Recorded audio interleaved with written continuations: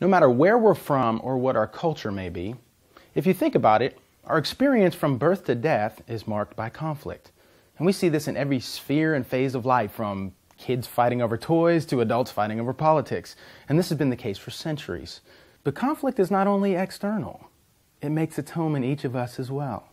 Conflicted identity, conflicted desires, conflicted feelings. We all have experienced conflict in our own lives.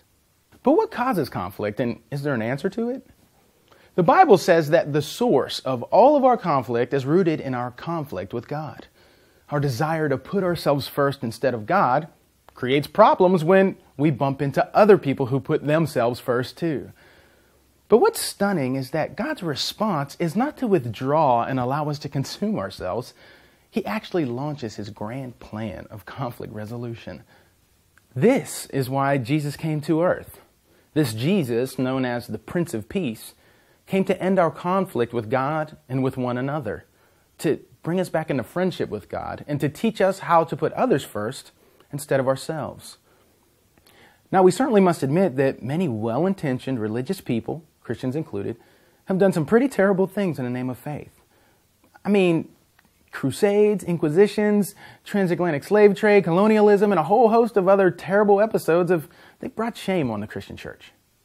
But I'd suggest that whenever Christians have caused such conflict, as I've done in the past, it's not because we have too much Jesus, but too little. It's a failure to live in accord with the moral beauty of Jesus, the Prince of Peace. But if both religious and non-religious people and organizations tend to put themselves first and make mistakes and cause conflict, is there any hope for true lasting peace? Thankfully, true Christian hope is not based upon our own efforts or on the moral performance of the church, but in the ultimate peacemaking work of Christ. What I'm saying is this: if Jesus is who he says he is, then we can see the end of conflict on the horizon. And his promise is that the peace that he achieved in his death, burial, and resurrection will one day come into full bloom. It will blossom on this earth.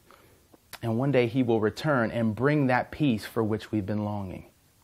Jesus claimed to be the end to all conflict and the only way for us to find peace within ourselves, with others, and with God. But this is a huge claim to make, and you probably have lots of questions. So I'd like to invite you to continue to explore this website and to get connected with a local church. You can find out about a good one on this website so that you can continue the conversation.